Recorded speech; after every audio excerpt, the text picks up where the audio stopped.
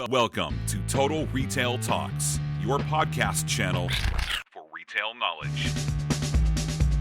Hi everyone, and welcome to episode 148 of Total Retail Talks. In today's episode, Editor-in-Chief Melissa Campanelli sits down with Sid Gupta, founder and CEO of Lolli and Pops. Listen in as they discuss experiential retail, retail technology trends, and more, all recorded live at this year's Total Retail Roundtable in San Francisco. And now, on to the show. Talk a little bit about Lolli and Pops. So I've definitely heard of the company. I've been to the stores in Denver, but why don't you tell the folks, just in case they don't know, what Lolli and Pops is? Yeah, the quick is Lolli and Pops is a premium confectioner.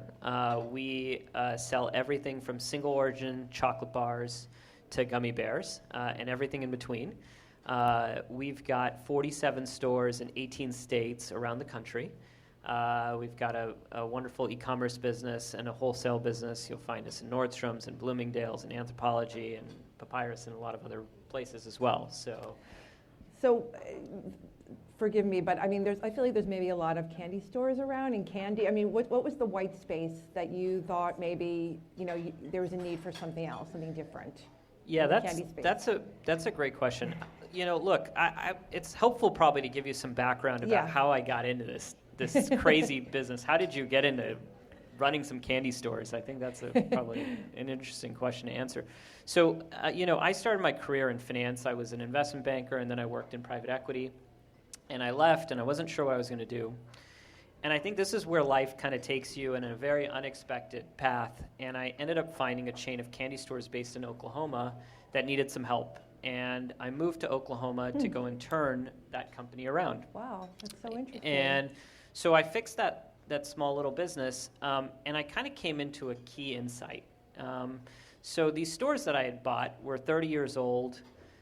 They hadn't spent a lot of time or attention, but one of the things was when I was helping guests, I would ask them, what's your favorite candy? So I'll ask the audience, what's your favorite candy? Just yell it out. What else? Yeah? Okay, so look around. You're smiling, you're laughing, right? You didn't have any Raisinets or gummy bears, but many of you have a smile and a laugh and a very deep positive emotion. And what I realized is here's a deeply emotional product that people really connect with. And then I looked around the market and I saw where sweets and candy were sold, whether it was at the convenience store or the supermarket or the drugstore. And what I couldn't understand is for such an emotional product, why were people selling it in the most unemotional of ways? It was kind of a big question that I was trying to answer. And I went over to Europe on a trip, and I was thinking about the category, and I saw there are not many left, this kind of classic sweet shops that are kind of epitomize the romance of retail, these shopkeepers, and they had all these candy in jars stacked behind them, and the pride and the kind of joy they took in their stores, and they're not that many. And I said, there's some idea here, there's a nugget here to bring to the United States. And it really formed the mission for what we were doing, which was, this idea that people could come into our store, we could connect them to the emotional quotient that is sweets, and create delight. And we could kind of do that over and over again. No matter what people's mood were, people could come into our store and we could have a really positive impact. And last year, we directly touched 4 million guests, and we touched over 15 million visitors in our stores, our e-commerce, and everything else, gifts. And we realized, wow, in some small way, we had a positive impact on 15 million people. And what animates us is this idea of creating delight and thinking about, well, if we can touch 15 million people, maybe one day we can touch 1 billion people.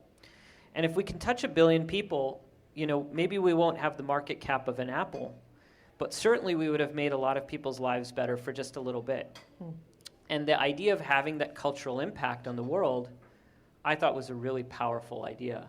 And having a fantastic team that's now been able to kind of go take that idea and turn it into, what I would say is a leading experiential experience in any channel that you'll find us, has been a key driver of our success. Great. I'm just going to sort of move around these questions, but you talked about experiential retail, that being a big part of it.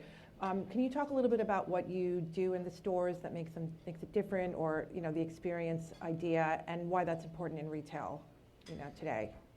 Yeah. So let's start with why it's important. So if you look at the retail landscape, and we had this venerable retailer go out of business yesterday, Toys R Us. And I don't know if when I was growing up, going to Toys R Us was like a big deal. Yeah. Like I had to do something really good to get a trip to Toys R Us, right? And why isn't that the case anymore? And as I sit back and I look at retail, I really think retailers have historically competed around two dimensions. One is either price and convenience, and the other is product, right? And I think, if you think about people who are competing on price and convenience, it's the Amazons and Walmarts of the world. And if you think about product, it's people like Apple, maybe Lululemon, people who have built a differentiated product have succeeded. Anyone who's built kind of a okay product and not one on cost and convenience or on having such a differentiated product, I think is getting, basically destroyed. And I think that the world of retail, physical space, has opened up a third dimension, which is experience. That you can compete in experience, and that's where we are. We are going to compete on experience. And so what does that mean, and how do we deliver an experience? Well, we think we deliver an experience in three key ways. The first is we have amazing immersive stores and amazing immersive environments where you'll find us. So that's where we pay a lot of attention to the design of the store, to the stains of the woods, to the type of marble we pick, to the type of tin ceiling, to the flow in which customers experience our store. It's a treasure hunt, right? I think the second thing is we take a lot of pride in the products we sell. It's not the stuff you're going to find at the drugstore. It's the most amazing sweets from around the world. So whether it's licorice from Australia or, sour belts from Spain or chocolate from Belgium or nostalgic candy from Missouri or green tea Kit Kat from Japan, we literally scour the planet and go and find the best sweets. And some of those people are here, and they have the best job. They get to go taste candy all over the globe. You should go definitely talk to them.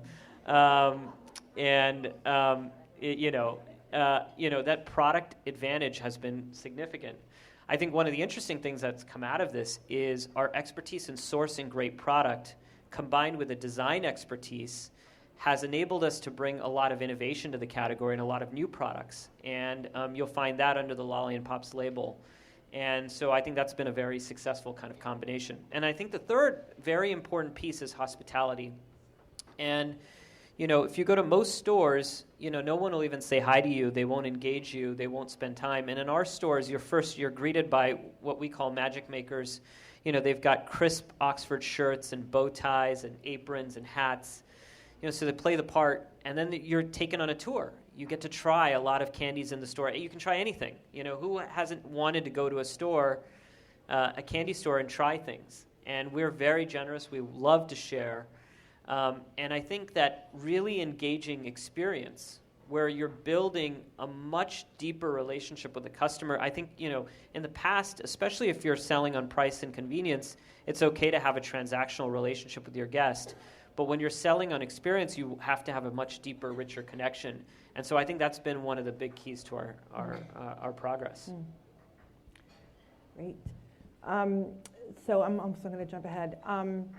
Let's talk a little bit about technology. I talked about marketing with Heidi, but what are some technology trends that you're tracking or that you are using in your store, just in general trends that you're following? Yeah, we really see technology as a competitive advantage. As we started to build Lolli and Pops, we realized that if we were going to build a 21st century retailer, we couldn't build it on the platform of the 20th century. And so under the hood, I would say we have one of the most sophisticated technology platforms in bricks and mortar retail. And it spans a wide range of tools from front of house to back of house. One of the things that got a lot of press recently is our partnership with Intel. And at NRF, we launched what I think is the future of in-store personalization. And so it works a little bit like this. You've joined our loyalty program, And when you join our loyalty program, we'll ask you to opt into a personalization service, and we'll take your picture. The next time you walk in the store, our facial recognition cameras will detect you. So it'll say, hey, Melissa, and it will know it's Melissa, and one of our magic makers will have iPads. It'll say, Melissa walked in, go greet her. So it'll say, hey, Melissa, welcome back. We know you love licorice, right? And in the back, we will have seen her profile, right? And we've got the AI and machine learning that's looking at Melissa's profile, what she's bought against all the millions of other customers we have, and understanding, oh, Melissa, we'd love for you to try this. Or, Melissa, this is the third time you've been back this week. God, thank you so much. Here's a chocolate bar on us. Don't you think you should probably go somewhere else? No. We were so happy to have some you. Healthy food? No, just kidding. We're very happy to have you. So, I think, thinking about how technology is used to, really enhance the customer experience is something we're spending a lot of time on. That's in the front of house, in the back of house, it's all the data warehousing and the ability to get information to the right people at the right time. Right now we're deploying what I think is a cutting-edge planning and allocation tool where we can really use machine learning to do a lot of the heavy lifting that most retailers had, floors of people to do. Mm-hmm. So there's sexy and not sexy, and we think that, but technology is a huge competitive advantage, and we're investing heavily in that. Do you do a lot of your work? Is it like house-made, or do you use vendors, or what's the process? I always just wonder what the process is. Yeah, most of our technology is really done in partnership. So we realize that we're good retailers and we're good product people, but we probably couldn't build the development teams necessary for a lot of this. And so, for all the technology vendors out here, we partner with a lot of startups. We partner with a lot of bigger companies as well. And, we love to innovate and develop new ideas and new products with you. And we'd love to be your guinea pig and test it and productize it and then sell it to others. And so we've been able to do that over and over again. So let's talk a little bit about marketing, though. I mean, what's your key marketing strategy? Do you use influencers? Are you heavily on social media? What are some... This might not be popular with this group, but we don't market. You don't do any advertising or marketing? We believe that we've invested in the experience so much that you're going to tell everyone you know. Huh. So we've literally, for 6 years, have never marketed. We have one person who's a growth marketer for our e-commerce business, but we virtually do zero marketing. And It's because people know our brand. They love it. We have, 85% net promoter scores, we're the fastest growing retailer you haven't heard of. Because it hasn't come to your town yet. That's amazing. Okay, so let's jump ahead a little bit to the leadership stuff that we talked about with Heidi. So how do you describe your leadership style? What are some best practices as a leader that you could share with the group? Well, let me tell you about some things that I value. Okay. Because I think that's one way to answer the question. So, a lot of leaders talk about, kind of what animates them. And I think, that conversation leads back to, what do you hold dear? And we spent a lot of time as an organization thinking about this, and we're still in the process of refining this and sharing it broadly, but we've shared it with our store fleet pretty broadly. And, we've got about 1,000 employees, most of which are in the field. And we talk about 5 key principles. The first is that we're going to be a people-first organization. And for any rapidly growing startup, that really comes in conflict with another value that most people have, which is growth first. And I have to say, for the last, I would say 4.5, 5 years, we were a growth-first organization, and that came at an expense. And it came at the expense of hiring and finding the best talent and really engaging that talent to deliver the best they could.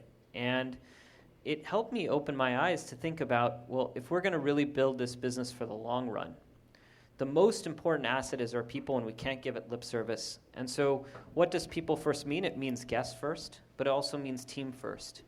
And so we're spending an inordinate amount of time thinking about how to get better at being people first. The second thing we really value is being real. It's okay to have difficult conversations at Lolli and Pops. It's okay to challenge each other.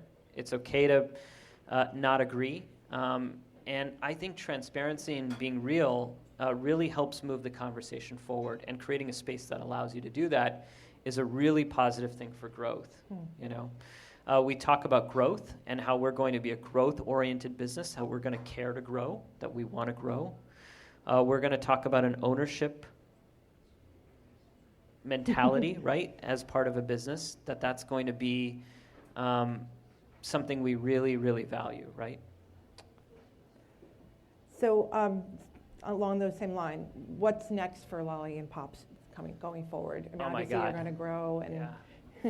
We've got an incredible year ahead of us. So we have about 47 stores today. We're opening another 30 stores this year. We're going to open another 35 to 40 the year after. We are rapidly scaling, our wholesale and e-commerce businesses. We're hiring, by the way, so in case anyone's looking.